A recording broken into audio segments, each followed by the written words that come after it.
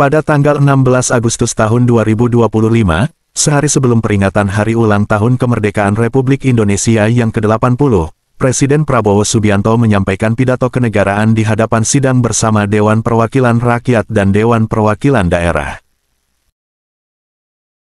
Pidato ini menjadi sorotan publik, bukan hanya karena momentum bersejarahnya, tetapi juga karena arah kebijakan besar yang ditegaskan Presiden, fokus pada perdamaian, pertahanan, dan kedaulatan bangsa.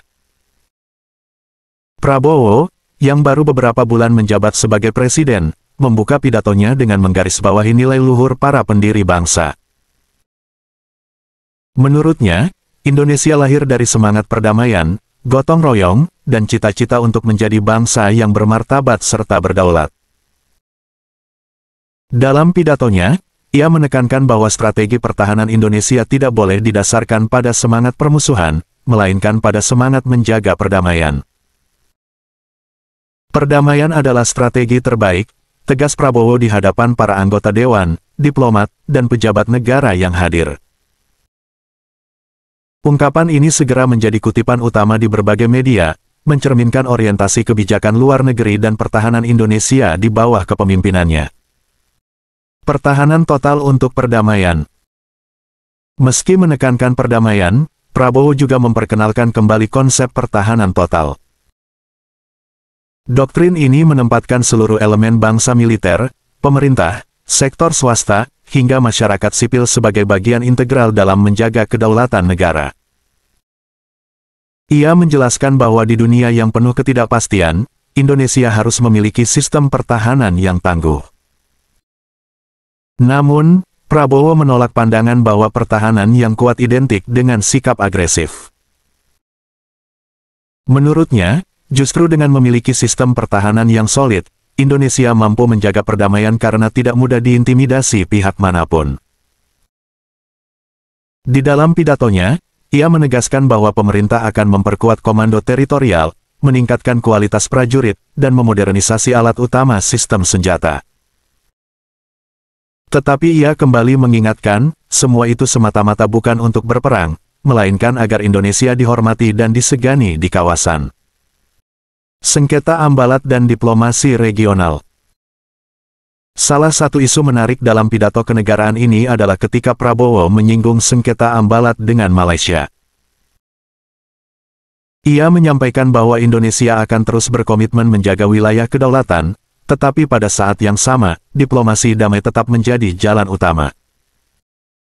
Menurutnya, hubungan baik dengan negara tetangga harus dijaga. Sengketa tidak boleh dibiarkan berkembang menjadi konflik terbuka. Dengan nada yang tegas namun menenangkan, Prabowo menekankan bahwa Indonesia ingin kebersamaan, bukan permusuhan. Pernyataan ini menjadi pesan kuat bahwa meskipun Indonesia memperkuat pertahanan, jalur diplomasi tetap menjadi prioritas utama. Tantangan global dan Indo-Pasifik. Selain membicarakan isu dalam negeri, pidato kenegaraan juga menyinggung dinamika global, khususnya di kawasan Indo-Pasifik.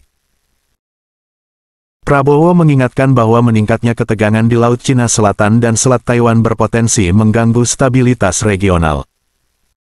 Indonesia, kata Prabowo, tidak boleh tinggal diam. Sebagai negara besar dengan posisi strategis, Indonesia harus aktif mendorong dialog, kerjasama ekonomi, dan solusi damai atas konflik antar negara. Ia juga menegaskan bahwa Indonesia akan terus memperjuangkan hukum internasional, termasuk United Nations Convention on the Law of the Sea, sebagai landasan dalam menyelesaikan sengketa maritim. Ekonomi, kesejahteraan, dan pertahanan. Pidato Prabowo tidak hanya membicarakan pertahanan secara militer, tetapi juga dalam konteks ekonomi dan sosial. Ia menegaskan bahwa keamanan nasional tidak bisa dipisahkan dari kesejahteraan rakyat.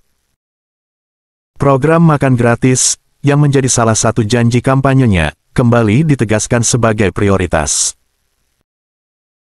Menurut Prabowo, memberikan gizi yang baik kepada anak-anak, ibu hamil, dan pelajar adalah bagian dari membangun pertahanan manusia. Anak yang sehat dan cerdas akan menjadi generasi penerus yang mampu menjaga dan memajukan bangsa. Selain itu, ia juga menyinggung investasi di bidang energi terbarukan, pengelolaan sumber daya alam yang berkelanjutan, serta pemberantasan mafia pangan.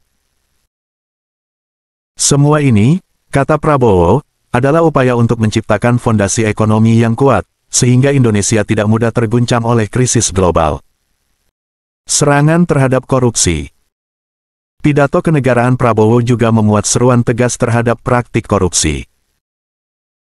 Ia memperkenalkan istilah baru, Serakahnomics, untuk menggambarkan praktik segelintir pihak yang meraup keuntungan besar dengan merugikan rakyat. Prabowo menegaskan bahwa pemerintahannya tidak akan mentolerir korupsi, terutama di sektor pangan dan sumber daya alam. Ia mengklaim bahwa dalam beberapa bulan pertama pemerintahannya, negara sudah berhasil menyelamatkan triliunan rupiah dari potensi kebocoran anggaran dan penyalahgunaan izin lahan. Pernyataan ini mendapat tepuk tangan panjang dari para hadirin, mencerminkan besarnya harapan rakyat bahwa pemerintahan baru ini mampu membawa perubahan nyata. Pesan kemanusiaan dan harapan masa depan. Menjelang akhir pidato, Prabowo menyampaikan pesan yang lebih personal. Ia mengingatkan bahwa dunia saat ini penuh dengan peperangan, penderitaan, dan konflik yang tidak kunjung usai. Indonesia, sebagai bangsa yang besar dan berdaulat, harus memilih jalan yang berbeda. Jalan perdamaian, jalan persahabatan, dan jalan pembangunan. Bangsa kita tidak boleh lagi terpecah belah oleh kebencian, iri hati, dan kepentingan sempit, ujarnya dengan nada emosional.